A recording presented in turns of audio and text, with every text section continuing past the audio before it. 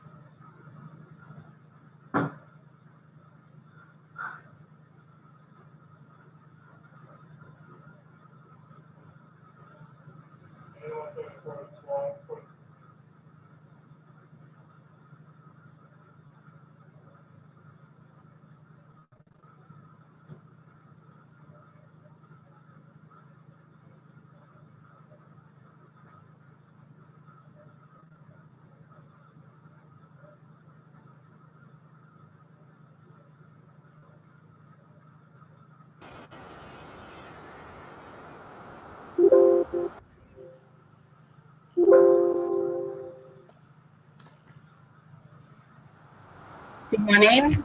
Good morning.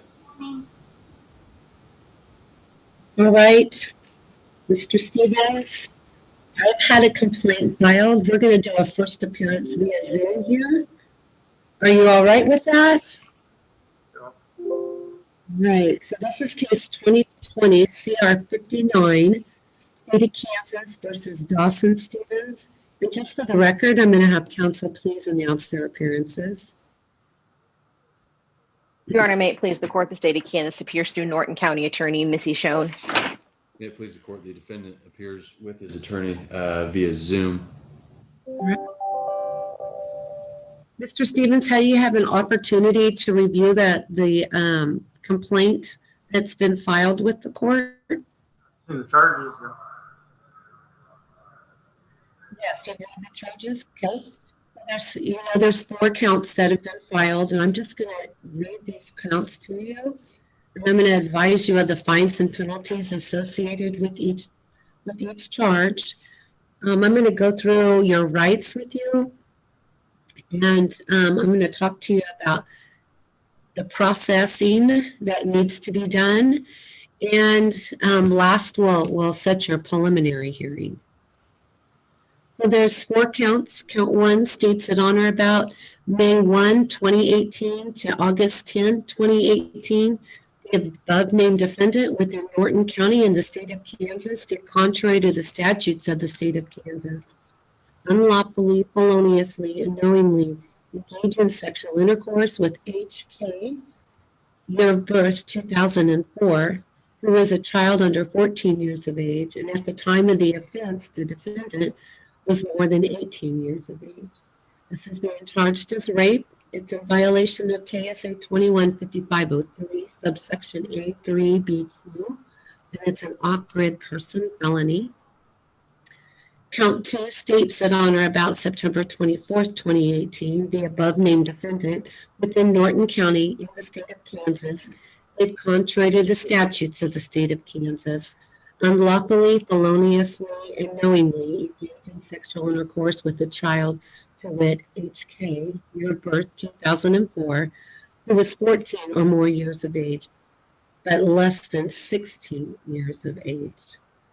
This is being charged as aggravated indecent liberties. It's in violation of Kansas statute 215506, subsection B1, and it's a level 3 person felony.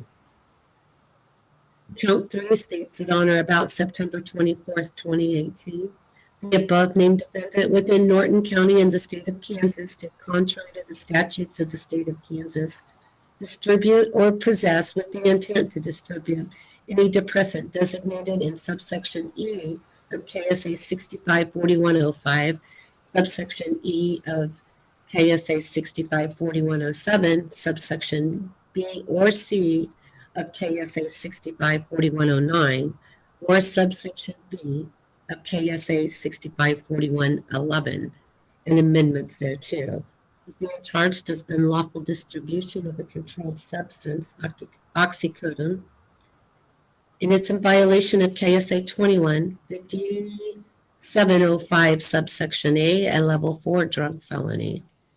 In count 4 states that on or about September 15th, 2018, the above named defendant within Norton County in the state of Kansas did contrary to the statutes of the state of Kansas, knowingly cause physical contact with the person with whom the offender is involved or has been involved in a dating relationship or a family or household member, to wit, HK, year of birth 2004, when done in a rude, insulting, or angry manner.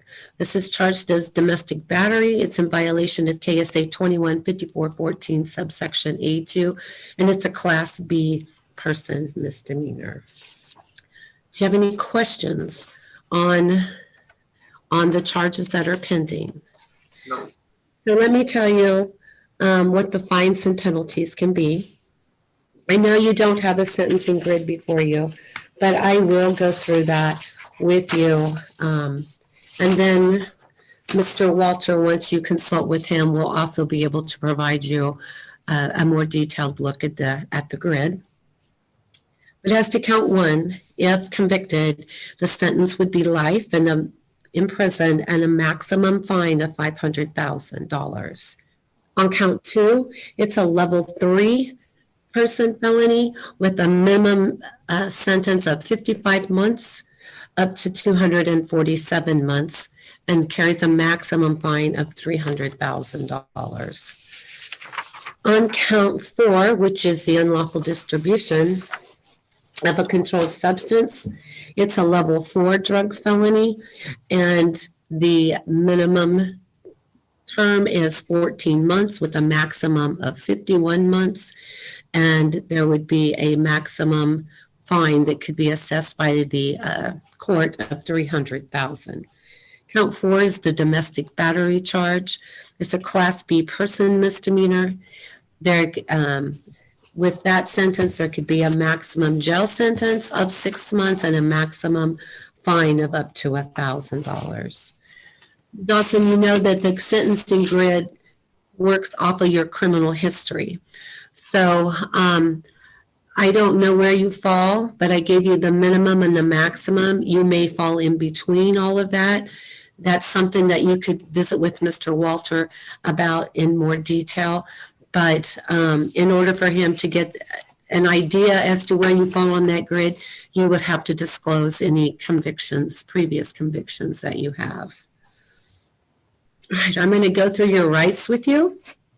So you're guaranteed certain rights, and those rights are guaranteed to you by the Constitution of the United States and by the Kansas Constitution.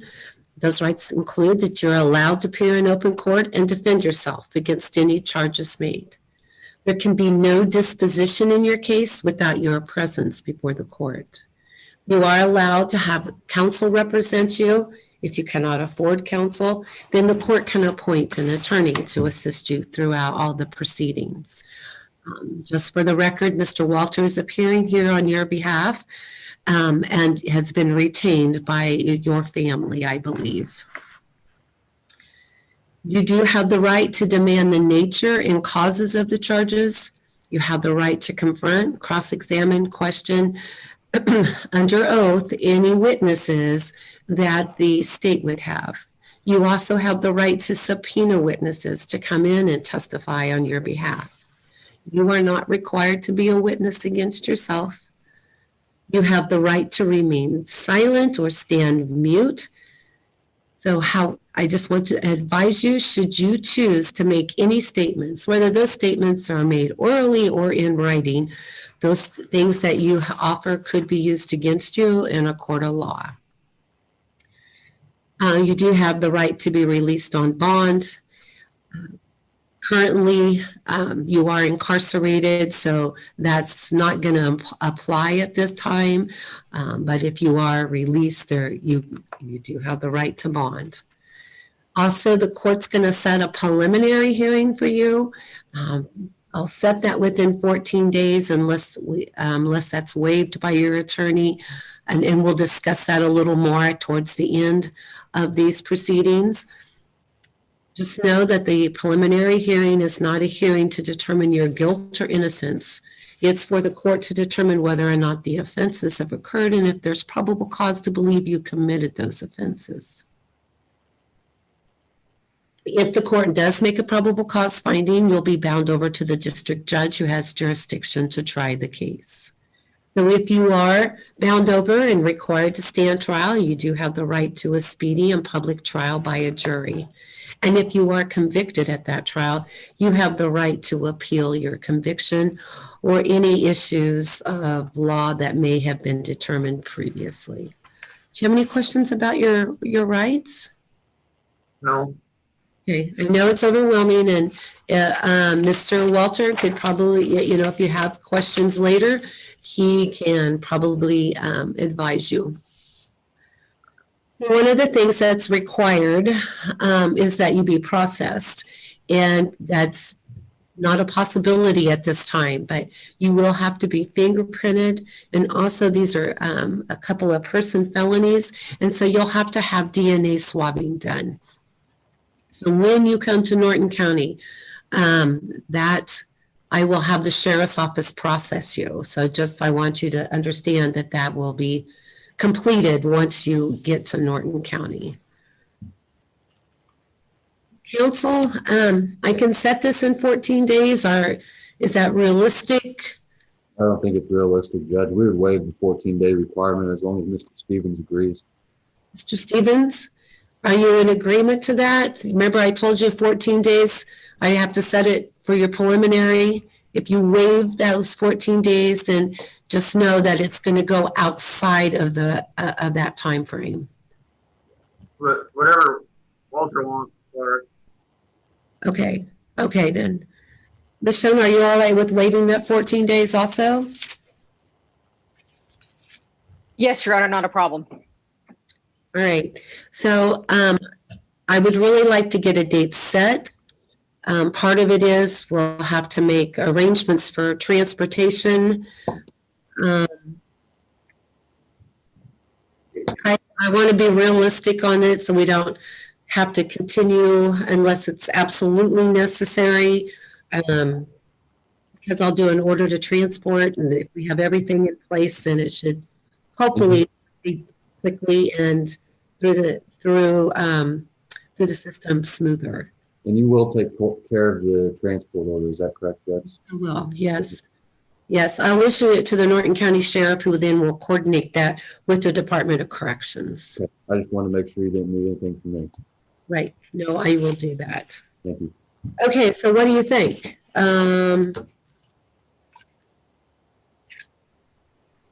March, that too soon? I'm thinking maybe the end of February sometime. End of February?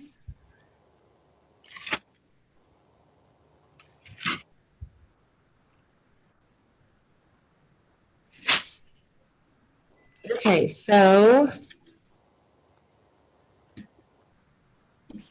I know the transportation bus comes in on a Tuesday. So Your Honor, Mhm.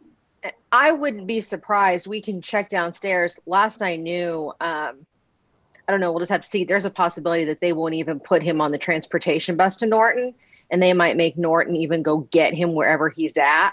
Okay, I don't know, because they're not picking inmates up from county jails right now. Okay. So I don't think it's that big of an issue to plan around a Tuesday. okay. Okay. Okay, so I would have February 22nd. I have the whole day open. Doesn't work for me. It doesn't. Does not, sorry. Judge Pratt has the courtroom March 1 and 2. How long do you think? 4 hours, or do you need a full day?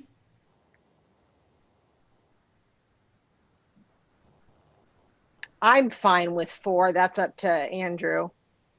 If he thinks he'll need the full day or not. I haven't seen any of this. I have the discovery from Ms. Young's office. I haven't had a chance to look at it, so I'm gonna trust Ms. Schoen on what she thinks, because, she would be the one that would have the requirements to present the evidence, so if she thinks she can get it done in 4 hours, I'm fine with that.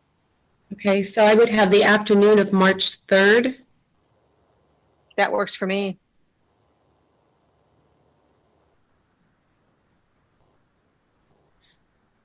That does not work for me, Judge. Okay.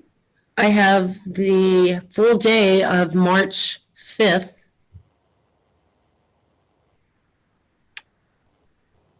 Yep, that works. That works for me, Judge. All right. Can we set it for March 5th then, 9:30 a.m.?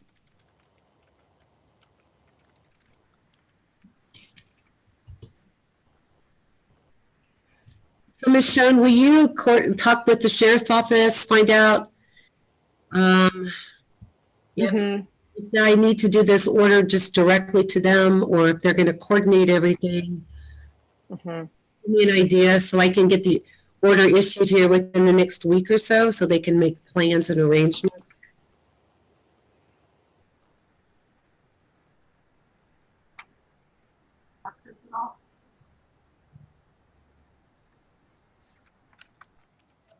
I will journalize everything from today's proceedings, and then I will also issue that order to transport once the show gets back to me with an answer.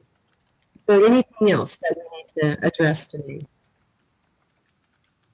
Out of this time from the defendant, Your Honor. None from the state, Your Honor. Thank you. All right. Thank you.